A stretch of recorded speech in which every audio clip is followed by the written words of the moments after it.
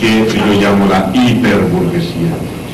La hiperburguesía que no se justapone a las burguesías tradicionales, nacionales o regionales, sino que las reemplaza y cuyo sistema de valores poco o nada tiene que ver con la ética protestante de Max Weber, es decir, esa ética que Max Weber considera es el fundamento del espíritu capitalista. La hiperburguesía desvaloriza la cultura cívica, se va consolidando como un nuevo feudalismo en tanto se asientan las redes tentaculares del entramado financiero y se materializa la reclasificación y recastificación social en un clima en el que la mayor presencia del mercado llena el vacío dejado por la retirada de lo público, alimentando simultáneamente la segregación, la criminalidad y el desamparo de los más débiles. El complemento necesario para la materialización de la gran utopía neoliberal tras la redistribución de las tareas entre los diferentes actores sociales bajo el imperativo de la ley del mercado es el llamado Estado mínimo, que encarna precisamente la democracia de protección, limitado funcionalmente a las tareas de control social. En este sentido, Loic Bacquant, uno de los discípulos de Pierre Bourdieu, dirá que el neoliberalismo lleva emparejado el superdesarrollo de instituciones que palían las carencias de la protección social, desplegando en las capas más bajas de la sociedad una red policial y penal de mallas cada vez más cerradas, pues a la atrofia deliberada del Estado social le corresponde la hipertrofia del Estado penal. La miseria y el desgaste de uno tiene como contrapartida directa y necesaria el aumento y la prosperidad del otro.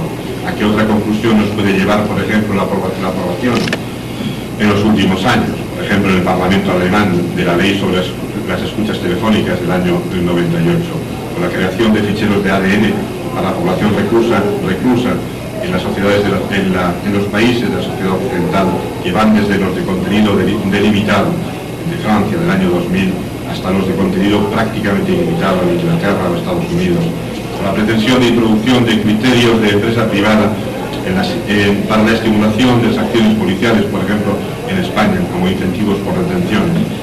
En definitiva, ya solamente puede hablarse de una única soberanía entendida como poder superior, absoluto y limitado a imagen y semejanza del Dios medieval, que es el mercado. Especie de orden supramundano que determina el orden del mundo terrenal, en el que el Estado va a cumplir simplemente el papel de vigilante nocturno. El mercado, como dirá Mazet, sustituye a la nación, se impone al Estado, se convierte en el derecho. Haciendo del derecho una mercancía, la ley del mercado desemboca en el mercado de la ley. El mercado es una soberanía que determina. El mercado es una soberanía que domina. La base de todo dominio es la falta de contrapartida, como diría Baudrillard. El don unilateral es un acto de poder. El imperio del bien consiste en dar sin contrapartida posible. Es ocupar la posición de Dios, pero Dios aún dejaba espacio para el sacrificio. En el orden tradicional siempre existía la posibilidad de devolver algo a Dios, a la naturaleza o a cualquier instancia en forma de sacrificio. Esto garantizaba el equilibrio simbólico de los seres y de las cosas. Actualmente ya no tenemos a nadie a quien devolver nada, a quien restituir la deuda simbólica. Esta es la maldición de nuestra cultura occidental. No es que en ella el don sea imposible, sino que lo que es imposible es el contradón, porque todas las vías sacrificiales han sido neutralizadas y desactivadas. Lo único que queda es una especie de parodia de sacrificio, visible en todas las formas actuales de victimización. Nos hallamos, pues, en la situación implacable de recibir siempre, no ya de Dios o de la naturaleza, sino de un dispositivo técnico de intercambio generalizado y de gratificación general. El resultado de todo esto, finalmente, es que después de 500 años, el temor a la voluntad de Dios se ha convertido en el temor a las consecuencias no deseadas de la voluntad del mercado. ¿Qué otro recurso le queda al individuo que no sea el regreso a la cultura? Parafraseando a Rousseau, cuando exclama volvamos a la naturaleza, creo que es pertinente hoy afirmar volvamos a la cultura.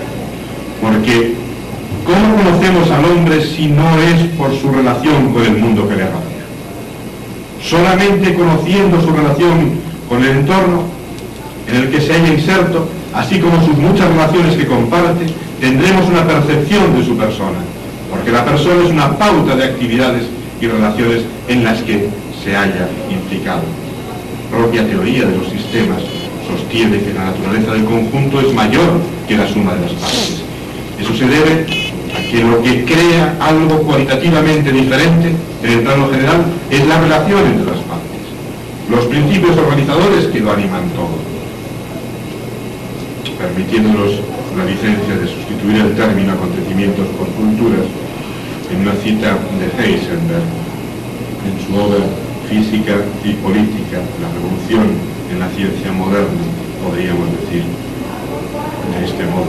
El mundo aparece de este modo, como un complejo entramado de culturas en el cual las conexiones de diferentes tipos se alternan, se superponen y se combinan, determinando así la textura del todo.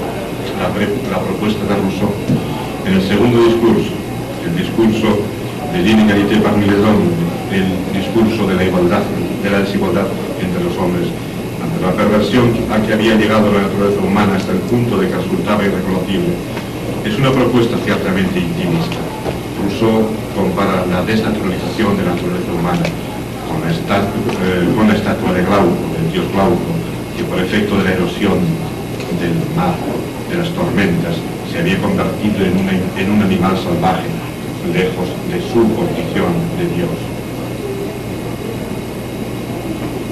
Volvamos a la naturaleza supone la vuelta a la interioridad de Rousseau, a lo íntimo, para que de allí el individuo se reencuentre consigo mismo, con su propia esencia, y a partir de ahí pueda nacer Emilio, Eloísa, como fruto de la pedagogía natural, exenta de intereses e ideologías, al ser el sujeto de la sociedad político-democrática del contrato social en el interior de cada cultura. Volvamos a la cultura. Es la propuesta actualizada del volvamos a la naturaleza rousseauiana. Se trata de nuevo del reencuentro en cada cultura con la identidad perdida por efecto de la erosión que sobre el individuo está produciendo el mercado. El nuevo Emilio, la nueva Eloísa, deberán ser el fruto de un proceso educativo que parta de la concepción tridimensional del sujeto hombre-mujer como sujeto cultural, como sujeto político, como sujeto universal. A partir de aquí, la convivencia intercultural se constituye en la apuesta política mundial nueva y, por tanto, la gran apuesta del futuro. Es sobre esa cuestión sobre la que es necesario meditar profundamente.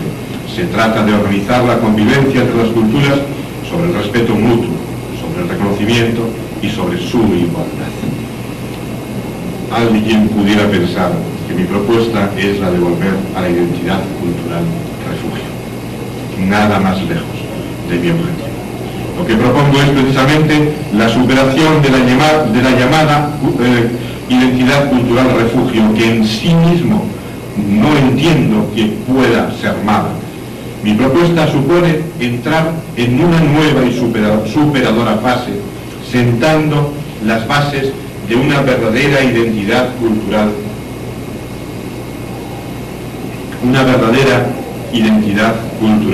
relacional. Esta propuesta se distancia de la realizada en la reciente publicación titulada La otra mundialización por Dominic Bolton, en la que sobre los pilares de la identidad, de la cultura y de la comunicación, Dominic Bolton propone asumir la diversidad lingüística, promover el laicismo, garantizar el pluralismo mediático, enlazar diversidad cultural y derechos del hombre, valorar el aporte de la inmigración, informar mejor sobre la relación norte-sur, poner en práctica la convivencia cultural, dar el voto a los inmigrantes, etc. Todo esto me parece muy bien, es fantástico. pero no es suficiente. Esta es